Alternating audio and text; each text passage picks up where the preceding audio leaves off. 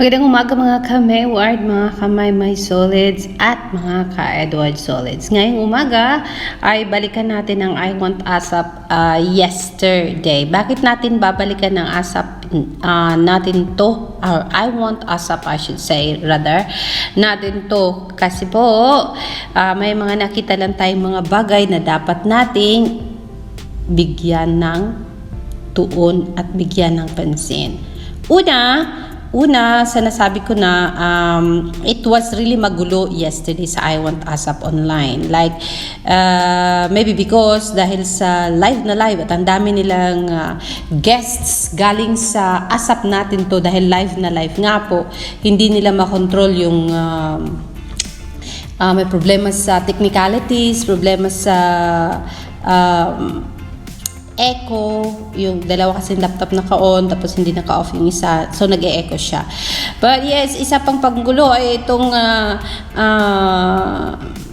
ayoko masabihin pero very obvious itong si Shania kasi po sa excitement niya yata na syempre nasa barkada siya ng ASAP or I Want ASAP online squad mates.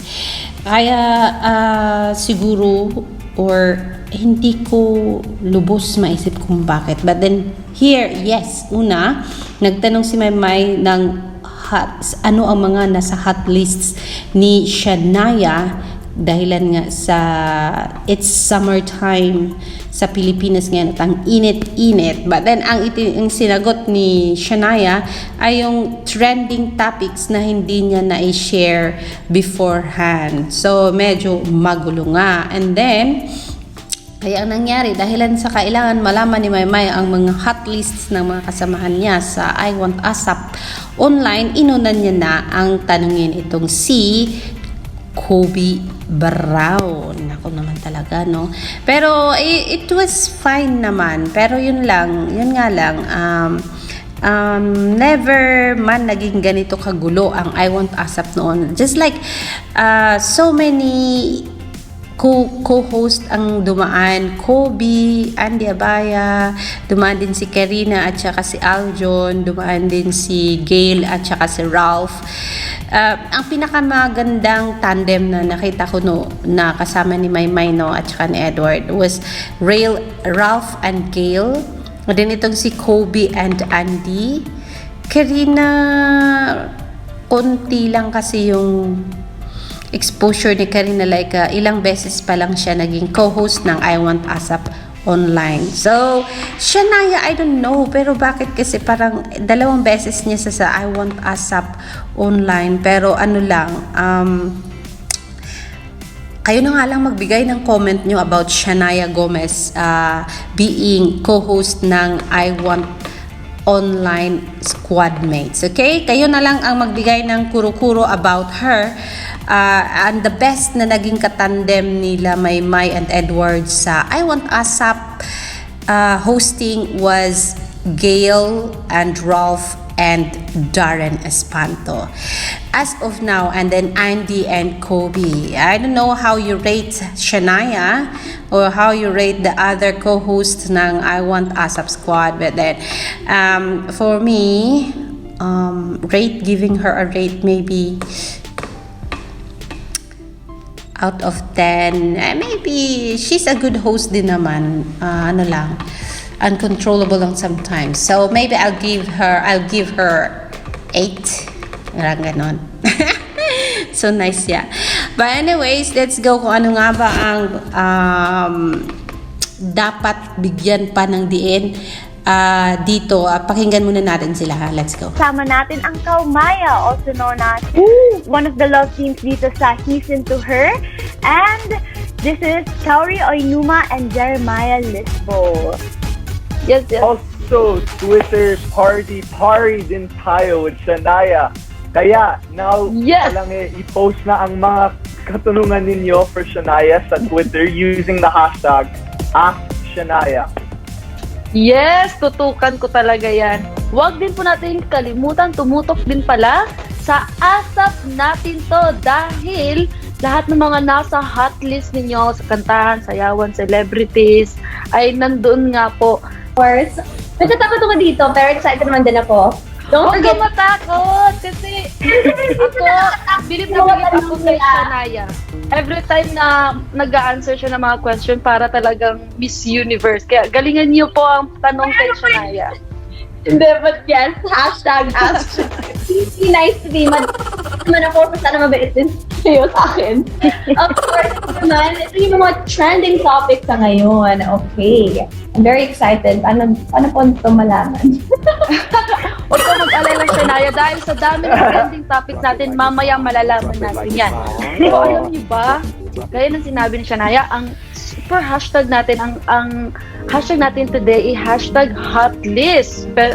Speaking of hot list, ano ba yung mga nasa hot list niyo na gusto nyong gawin ngayong summer? Mauna tayo kay Shania. Ang Balmy ASAP with Belle is trending number 1 on Wow. Twitter. And trending number 2 is hashtag ASAP hot list. Ito na nga yung sinasabi ko na iba yung tinanong ni Mama, iba yung sinagot ni Shania kasi gusto niya sigurong bigyan diin yung kung ano ang trending sa Twitter at that very moment. Let's go. Continue po. ASAP Real with Vibery. Ang dami guys, ang dami talaga. Okay, ito. And Kaya mo yan! ASAP Hottie. Kyle. Oh my God, ang hirap na wait. Ang dami talaga eh. Lumalan. Oh, Kyle, baka yung hirap kasi yung hashtag nyo. Okay, and Amazing Sunday with Darren. Oh, Yeah, so dahil siguro nakatask sa kanya yon na dapat basahin niya, kaya dapat tinapos niya muna ang trending topics at that moment at hanggang sa nakalimutan niya na ang tinanong ni Marydale. summer vibes on ASAP. Yes, grabe! Ayun. Ang dami Oy. Mas lalong Dami. maging mainit kasi napaka-hot list naman talaga yung mga guests natin for ASAP natin to tsaka sa I Want ASAP. Yun nga, kung tatanungin ako kung ano yung mga hot list ko ngayong summer, lalo na pagbalik ko, summer na po. Puro naman summer dyan sa Pilipinas. Yun ang pinaka-best part dito mga ka-Maymay and Tata Solids, mga ka-Edward Solids and ka-Mayward Flyers. Kasi nabanggit ni Maymay, Marydale and Trata ang pagbalik niya sa Pilipinas, it's going to be summer. So probably, it's going to be May. Kasi dapat tag-ulan na yung May. Pero part pa rin ng April, May. Magkalapit lang yan. So baka mag-birthday si Marydale, Maymay and Trata sa Pilipinas mga guys. Kasi ang birthday ni Maymay ay it will fall on May 6. Oh, gaano kayo excited? Naku, pagbalik pa naman ni Meme, may kakantahin na siya at may i-record na siya. Gaano kaya siya katagal sa Pilipinas? Magbakasyon lang kaya muna siya tapos ng ilang linggo at babalik uli sa Canada for schooling? Hindi natin alam. Pero at least may idea na tayo mga ka-Mayward Flyers kung kailan uuwi ang ating dalaga sa Pinas. Ayun, good news yan, Maymay. Siguro, gusto ko mag-beach ulit. Sobrang miss ko na mag-beach. Ako din. Tapos jet ski! Yan yung mga nililook Andy, forward sige. ko ngayong summer talaga. So, ayun. Ikaw naman, Sige, Kobe. Ayun, beach body ang gusto ni Mamay pag uwi ng Pinas at mag-jet ski. Yan ang jet ski. Hindi ko pa talaga nasubukan. Ano bang ginawa ko dun sa Ras Al Khaimah?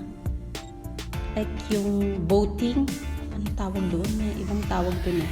Pero ang jet ski ay hindi ko pa naigawa kasi parang takot ako na baka pagtakbo ng jet ski ay mahulog ako sa tubig. Kaya, good luck Maymay. Nakakatakot yung gusto mong gawin. Pero, of course, babantayan namin yan. Kung sino ang kasama mo. Sina Isabel at Pat? Or pamilya mo? Or mga friends mo sa showbiz. Let's all wait and see Marydale naman. But for now, let's go back to I Want ASAP Online. Gusto ko mag-beach din. Gusto ko I want to go to Boracay. Because that's where my mom's there right now. Oh. So, Andy, tara na. Pagkatapos Uy, ng dating.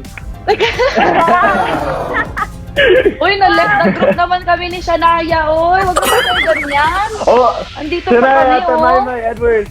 Sorry. Okay, Lahat na lang. Nang iwan. So, ayan po ang I Want ASAP squad mates ay gustong mag-beach sa summer. Ayan tuloy.